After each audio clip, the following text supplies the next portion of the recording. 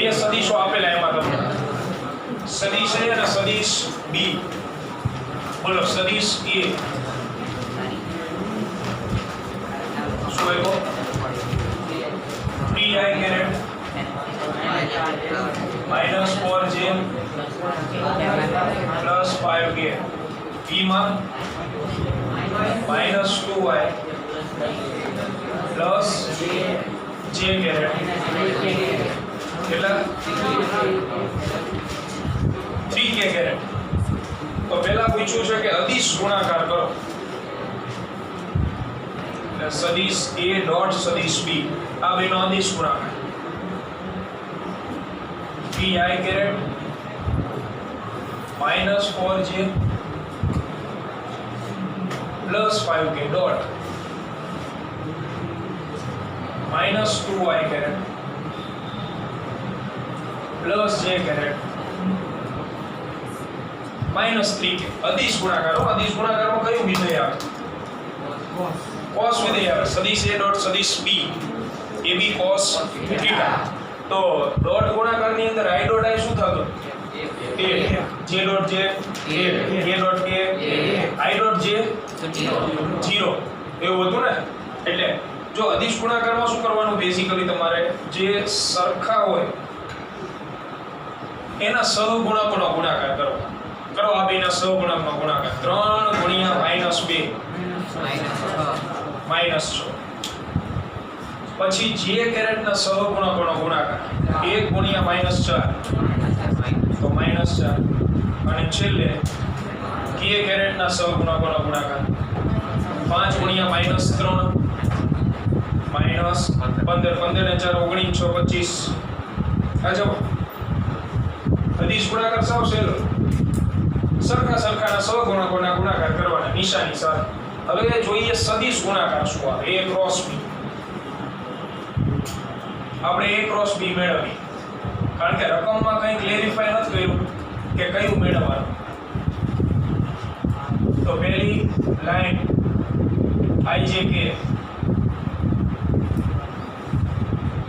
પછી પહેલા કોના ઘટક લખવાના? સદિશ A ના. સદિશ A ના 3 ઘટક લખો નિશાની સાથે. 3 -4 5 3 -4 5. સદિશ B ના 3 -2 1 -3. હવે ગુણાકાર બોલો કરતા જઈએ. તો સૌથી પહેલા i કેરેટ કૌંસમાં ગુણાકાર પહેલા કોનો થાય? આડી લાઈન આ -4 ગુણ્યા -3 12. પછી માઈનસ મૂકી જ દેવાનું વગર પૂછે. પહેલા માઈનસ પછી આ બે 5. પછી જે કેરેટમાં આપણે શીખડાયું હતું કે આગળ આવે માઈનસ. તો જે કેરેટ વાળી લાઈન ચેકી નાખો. આ બેનો ગુણાકાર -9 માઈનસ કરી જ નાખવાનો. આ બેનો ગુણાકાર -10 પ્લસ k કેરેટ આ ગયું 3 માઈનસ 8 પ્લસ 8. તો 12 માં 5 જાય 7 i કેરેટ. આને અંદર કેટલું વધે? પ્લસ 1 વધે ને. તો માઈનસ j કેરેટ અને -5k કેરેટ. આ જવાબ આવી ગયો. હવે ધારો કે આપણને કઈ રકમમાં ન કીધું હોય કયું ગોતવાનું, તો બે ગોત નાખવાનું. A ક્રોસ B ગોત નાખ્યું અને B ક્રોસ A. તો B ક્રોસ A ની અંદર ફેર શું આવશે? ખાલી નિશાનીનો. નિશાની બદલાવો. -7i caret plus j caret plus 5k. આ જવાબ. ન કીધેલું હોય ત્યાં બે આવી રીતે ગોતી નાખો. બરોબર. તો આને પૂરું કરો અને અહીંયા હું લખું છું એક રકમ એ રફ બુકમાં ગણજો. રફ બુકમાં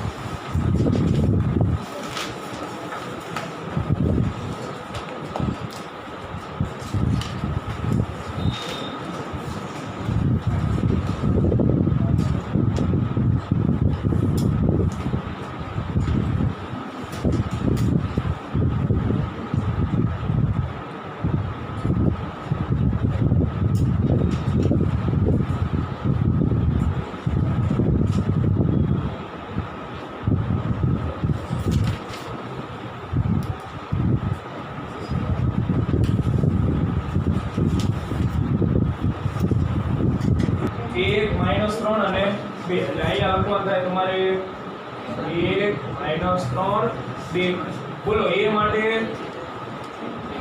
શું આવે 1 - 3 જે વિદ્યાર્થીએ આ લખ્યું હોય એને જવાબ આવે બાકી જવાબ ન મળે અને મળે તો એ જવાબ કેવો ગણાય ખોટો કારણ કે તમે ઉપર શું લખો છો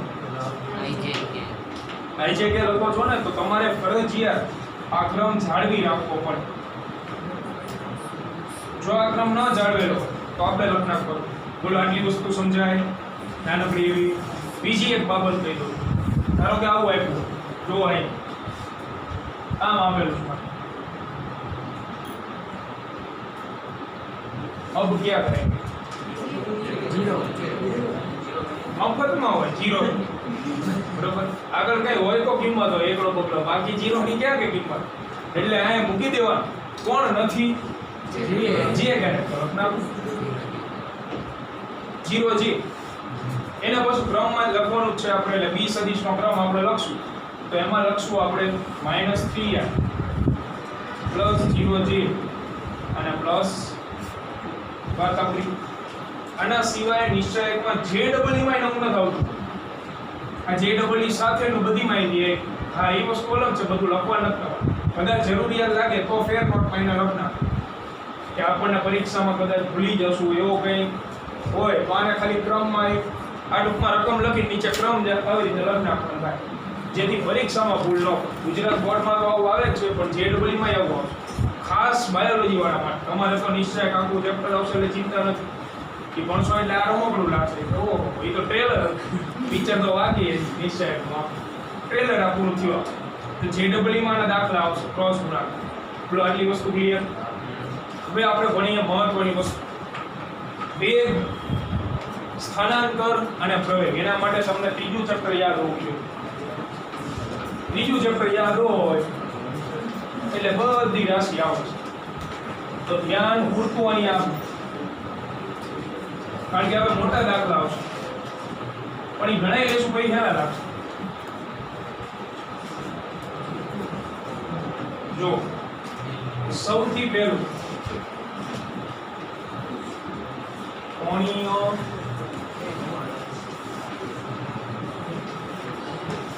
સ્થાનાંતર સ્થાનાંતરની વ્યાખ્યા કોને આવડે ત્રીજા ચેપ્ટરનો પરીક્ષામાં છે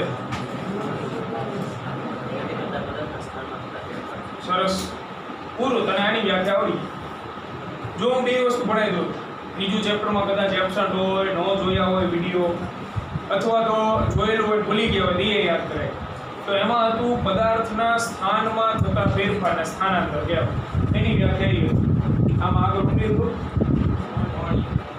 પદાર્થના કોણીય સ્થાનમાં થતા ફેરફાર કોણીય સ્થાનાંતર વ્યાખ્યા પદાર્થ અથવા તો કણના કોણીય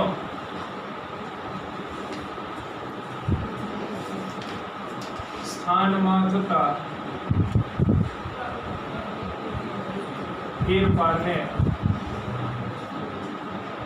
કણનું શું કહેવાય કોણીય સ્થાનાંતર વ્યાખ્યા નવો શબ્દ ખાલી આવ્યો બધામાં આવું આવશે જેટલી જેટલી રાશિ ભણશો ને ત્રીજા ચેપ્ટરની વ્યાખ્યા આવડતી હોય ને આગળ તમારે કોણીય ઉમેર દેવાનું એટલે આ ચેપ્ટરની બધી વ્યાખ્યા થઈ બરોબર હવે સૂત્ર તો સૂત્ર બનાવીએ આપણે તો સ્થાનાંતરનું સૂત્ર શું હતું બોલો અંતિમ સ્થાન માઈનસ પ્રારંભિક સ્થાન તો આમાં અંતિમ કોણીય સ્થાન માઈનસ પ્રારંભિક કોણીય સ્થાન સૂત્ર તો કોણીય સ્થાનાંતર ઇક્વલ ટુ અંતિમ કેવું સ્થાન કોણીય માઈનસ પ્રારંભિક કોણ કોણીય સ્થાન હા એક વસ્તુ કોણીય સ્થાન એટલે શું ખૂણો કોણીય સ્થાનમાં એટલે બીજું કંઈ નહીં ખૂણો ખૂણામાં થતા ફેરફાર દાખલા તરીકે આ પંપ ચાર ગતિ કરે સ્થાન બદલાણ વર્ષોથી આ બદલે એ વસ્તુ અલગ. પણ એ જ્યારે ચાક ગતિ કરે તો એના પાંખિયા ઉપર તમે એક ચીગમ ચોંટાડેલી હોય તો એ ચીગમ રહી એ આમના પ્રસન્ન સમય સાથે એ આંતરે શું ખૂણો જે આંતરે તો ખૂણો સમય સાથે 0 થી 360 વચ્ચે રહે, બીજું કઈ આવે નહીં. અહીંયાથી એને શરૂઆત કરી હોય, થોડાક સમય પછી અહીંયા આવે, પછી અહીંયા, પછી અહીંયા, પછી તો દર વખતે તમે જુઓ એને આંતરેલો ખૂણો શું થાય છે? વધતો જાય. એને શું કહેવાય? કોણીય સ્થાન. બરોબર. તો આને લગતું એક ઉદાહરણ લે. દાખલા તરીકે કોઈ એક કણ ચાક ગતિ કરે છે આ રીતે, આ કણ એનો વર્તુળ ઉપર છે, આવી રીતે કણ ચાક ગતિ કરે છે. O બિંદુને અનુલક્ષી શરૂઆતમાં કણ અહીંયા છે, P બિંદુ આવે. બોલો આંતરેલો ખૂણો 0 કઈ નો થયેલું હજી અહીંયા છે, હજી ગતિની શરૂઆત કરી એટલે અહીંયા લખી દીધી એક કણ P ચાક ગતિ કરે છે એની ગતિ ધ્યાનમાં લઈ આપણે એટલે કોણીય સ્થાનાંતરનો કોન્સેપ્ટ બધા ક્લિયર થાય. તો t બરાબર 0 સમય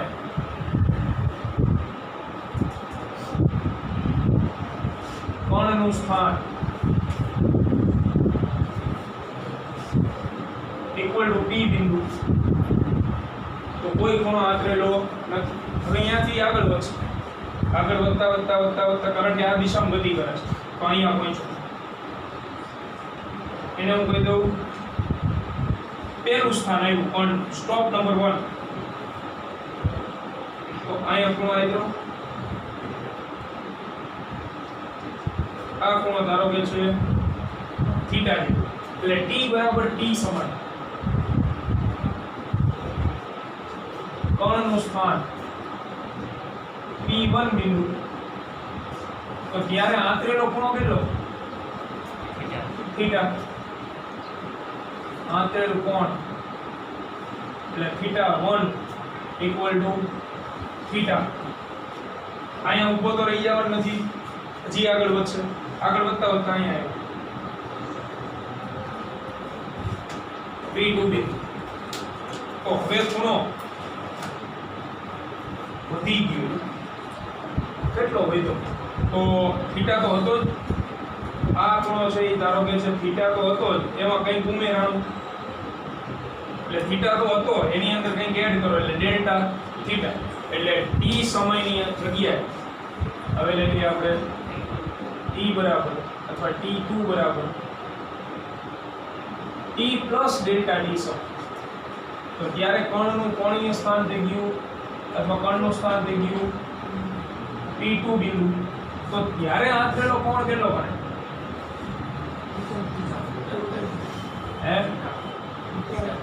theta plus delta theta. Total ખૂણાની વાત કરું છું.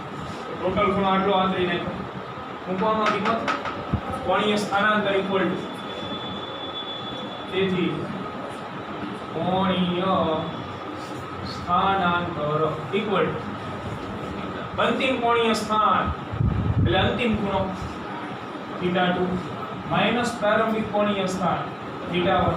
θ2 જગ્યાએ theta plus delta theta minus θ1 ની જગ્યાએ થીટા. આ બે ઉડી જાય, આવે ડેલ્ટા. બોલો કોણીય સ્થાનાંતર 2 માર્ક આટલું લખવાનું. એસઆઈ નું શું આવે?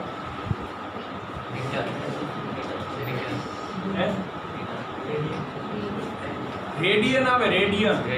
મીટર મીટર હવે ભૂલી જવાનું આ ચેપ્ટરમાં, મીટર આવશે જ નહીં. મીટર ક્યારે આવે?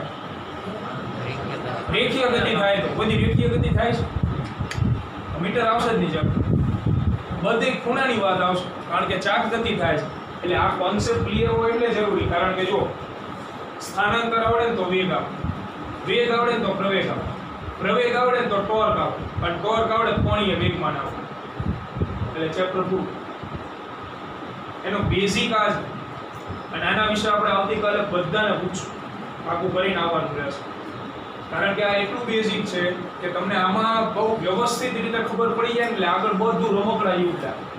એક ઉપરથી બીજું, બીજા ઉપરથી ત્રીજું, એવી રીતે છે આખું. અને આમાં જો 50 રહી ગઈ તો વાત આખી. તો આગળ પછી કોન્સેપ્ટ ક્લિયર નહીં થાય, પછી ગોખવું પડશે. બોલો આમાં કોઈને કઈ તકલીફ? એસઆઈ એકમ શું આવે? રેડિયન. શું કામ આવી ગયું? જો ટૂંકમાં ખૂણામાં થતા ફેરફારને કોણીય સ્થાનાંતર કહેવાય. ખૂણાના કેટલા એકમ હતા? 4. Degree, minute, second, radian. એમાંથી એસઆઈ કયો? રેડિયન. એટલા માટે આનો એસઆઈ એકમ આવશે રેડિયન.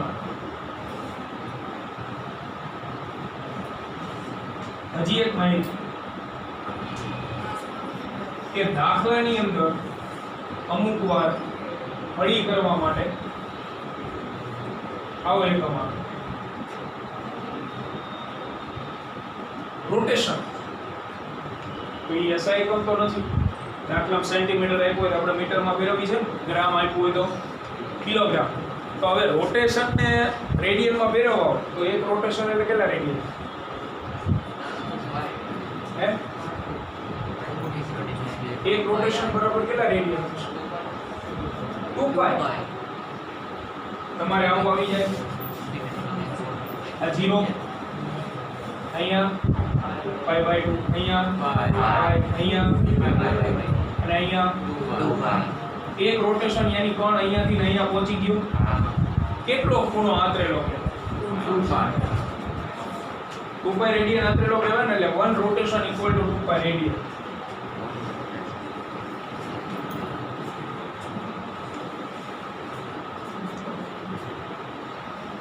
યાદ રાખો જેથી દાખલાઓમાં કન્ફ્યુઝન ન થાય. એમસીક્યુ માં ખાસ બરોબર 2 માર્કની માહિતી પૂરો પાછું કરી નાખો, લખ નાખવાના ઝડપથી. ભાઈ કોણીય વેગ ભણી અત્યારે કોણીય વેગ સમજાવો. 2 માર્કમાં પૂછે. સાદા વેગની વ્યાખ્યા લો પૂરું થઈ ગયું. આગળ એક શબ્દ ઉમેરો, એકમ સમય એટલું ઉમેર દેવા એટલે વ્યાખ્યા થઈ ગઈ કોણીય વેગની. જો અહીંયા પહેલા સૂત્ર લખના કોણીય વેગનું સૂત્ર. તો વેગનું સૂત્ર હતું સ્થાનાંતરના છેદમાં સમય. આનું સૂત્ર આવે કોણીય સ્થાનાંતર છેદમાં સમય કરો. ફિઝિક્સમાં વ્યાખ્યા બનાવી સાવ સહેલી. છેદ એકમ, એકમ સમયમાં કણે કરેલા કોણીય સ્થાનાંતરને, અથવા તમે અત્યારે કોણીય સ્થાનાંતરની વ્યાખ્યા શું લખી? કોણીય સ્થાનમાં થતા ફેરફારને એવું લખ્યું ને. આગળ એક જ શબ્દ ઉમેરતો, 2 શબ્દ. એકમ સમય આ વ્યાખ્યા તૈયાર. અને વાંચો એકમ સમયમાં કણના કોણીય સ્થાનમાં થતા ફેરફારને. વાત થયું કે નહીં?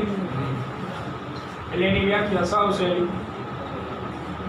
એકમ સમયમાં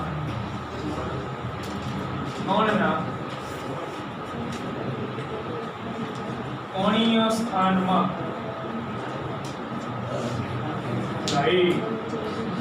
તથા ફેરફારને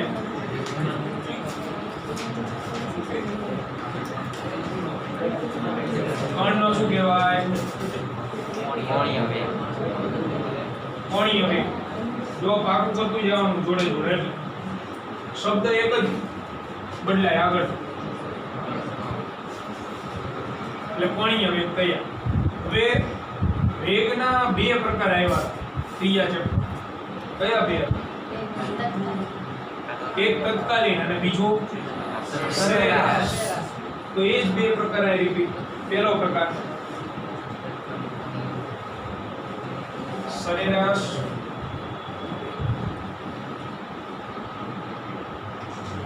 કોણીય વેગ. આ લખીએ એ પહેલા એસઆઈ એકમ ને પારિમાણિક સૂત્ર લખના. બોલો એસઆઈ એકમ શું આવે? બરોબર બરોબર. એસઆઈ એકમ જો દેખાય સ્થાનાંતરનો તો અત્યારે લખી ગયા રેડિયન. સમયનો હોય સેકન્ડ, તો રેડિયન પ્રતિ સેકન્ડ. બીજો વ્યવહારિક એકમ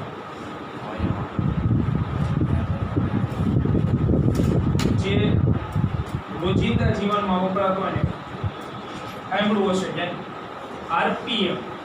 મોટર લેવા ક્યાંય ગયા હોય ને તમે તો અહીંયા પૂછે દુકાનવાળા પર કેટલા આરપીએમ ની મોટર લેવાની? બરાબર. ઈ આરપીએમ એટલે રોટેશન પર મિનિટ. આનો જ એકમ રોટેશન પર મિનિટ શોર્ટમાં લખાય આરપીએમ. તો આ તો વ્યવહારિક એકમ છે, દાખલા ન હાલે પાછો. તો આને પાછો એસએમ ફેરવવો પડે. એટલે 1 રોટેશન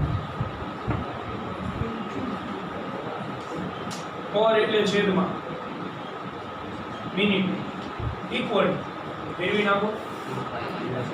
તો રોટેશન 1 રોટેશન બરાબર કેટલા રેડિયન? 2 પાઈ રેડિયન પ્રતિ મિનિટની સેકન્ડ કેટલી?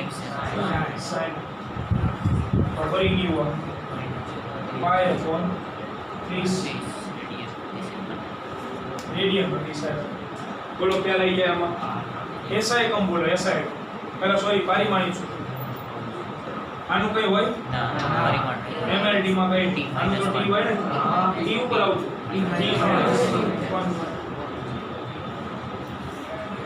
તો પારિમાણિક સૂત્ર F0 તો ગમે એ પ્રકારનો વેગ પૂછાય તો આટલી માહિતી તો લખવાની.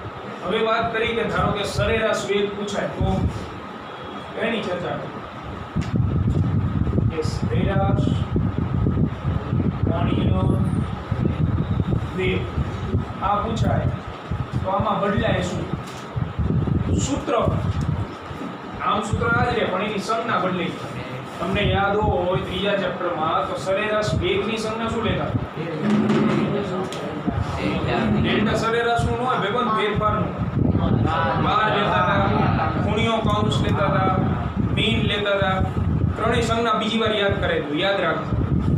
જ્યારે સરેરાશ શબ્દ ફિઝિક્સમાં આવે તો 3 સંજ્ઞા આવે. જો આને સરેરાશ કહેવાય.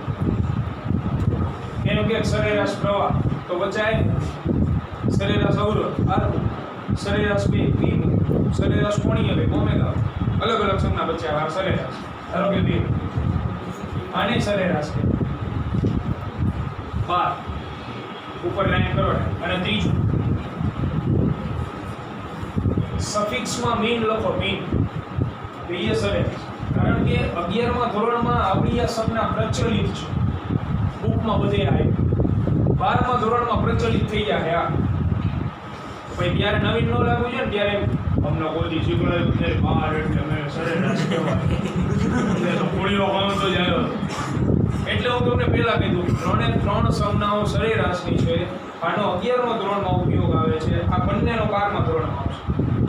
12મા ધોરણની બુકની અંદર સરેરાશની સંજ્ઞા 12 અને મીન વડે દર્શાવવામાં. બરોબર છે? ત્રણેય સરેરાશ દર્શાવે. હવે વાત કરીએ કોણીય વેગની સંજ્ઞા. તો પહેલા તો સરેરાશ કોણીય વેગનું સૂત્ર જ આવે છે. કોણીય કૌંસ કોણીય વેગની સંજ્ઞા. ખબરદાર કોઈ W વાંચ્યું બોલો પાડી દેશો. W વાંચવાનું જ નથી. આને વંચાય ઓમેગા. નહીં તો શું થાય ખબર? કે બોકની બેકગ્રાઉન્ડ બીજી સ્કૂલ વાળા લખતા હોય છે આને કે આ શું લખ્યું? કોણીય વેગની સંજ્ઞા શું કહેવાય? કે W ગુણ્યા કૌંસમાં W. W એટલે પાવરનો વોટ થાય. આને ઓમેગા વાંચવાનું. પાછું ઓમેગા ઓલું 10મા ધોરણ વાળું નહીં. આ ઓમ આ મંચાય ઓમેગા પણ આ જે છે ને એ એકમ હતો. એકમ અવરોધનો. અને આ રાશિ છે. રાશિની એકમ વચ્ચે ફેર ખબર?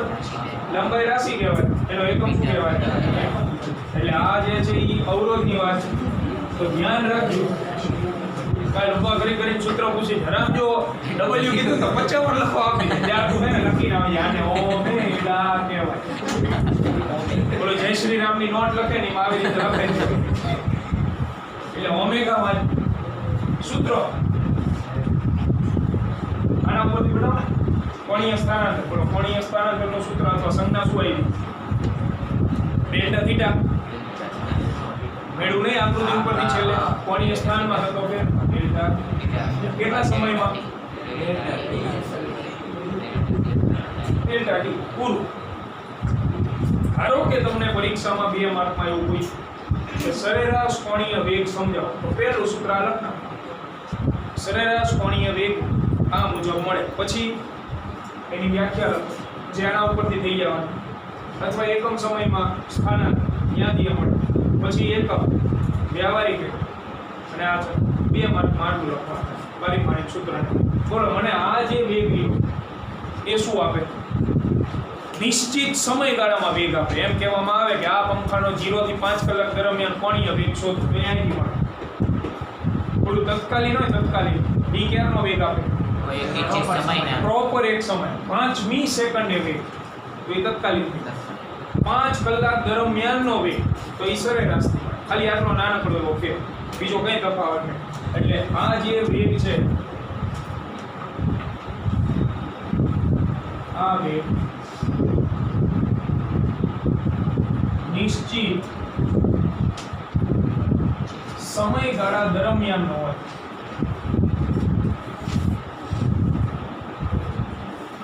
નિશ્ચિત સમયગાળા દરમિયાન એ નિશ્ચિત સમયગાળો ગમે એવો 5 કલાક 5 સેકન્ડ 15 કલાક 25 સેકન્ડ ગમે એવો છે. ટૂંકમાં એક રેન્જ આપેલી હોય. અને બીજું હાલો થિયરી આપી છે તત્કાલીન કોણીય વેગ. બોલો તત્કાલીન સાદા વેગની સંજ્ઞા શું હતી? ખાલી v નો કાઉન્સ આ નીકળી.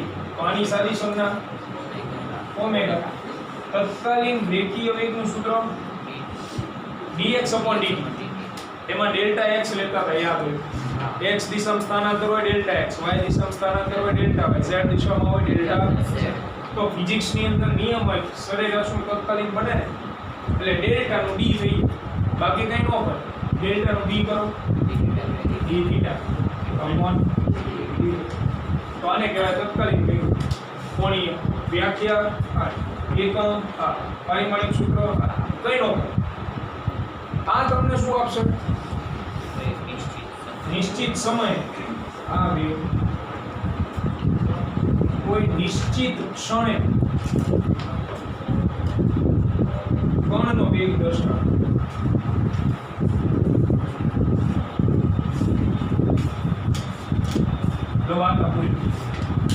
બરાબર. ધ્યાન રાખજો પરીક્ષામાં એમ ન કહેતા અમને તો સરેરાશ કોણીય વેગમાં સાહેબે આટલું જ લખાયું 2 માર્કમાં અમે આટલું જ લખવી નહીં. આની નીચે લખી નાખો. થિયરી આપણે કોમન લખાવશું જેથી તમને વાંચવાની મજા. આ તો વાંચી નાખો એટલે આની અંદર ખાલી મેં ફેરફાર લખાયો. હવે બધું ફરીથી હું પેલા આ ભણાવી દઉં, પછી સરેરાશ કોણીય વેગ, ફરી પાછું ફરીથી આને આ લખવાનું, ફરી તત્કાલીન, ફરી પાછું ફરીથી આને અડધા થઈ ગયા. બરાબર. એટલે મેં તફાવત તમને લખાઈ દીધો કે આ પૂછાય તો આ અલગ, આ પૂછાય તો આ અલગ, બાકી આખો એ તો લખવાનું છે ફરજ. 2 માર્કમાં પૂછાય ગયા. બોલો ખબર પડી જાય લખના. આને પાકું કરીને આવવાનું છે. આકૃતિ બીજી વાર ન દોડતા આવે અમે આટલું લખી નાખો. હા તમારે આ રીતે લખવાનું આટલું. પણ પરીક્ષામાં ધ્યાન રાખી લો તમારે.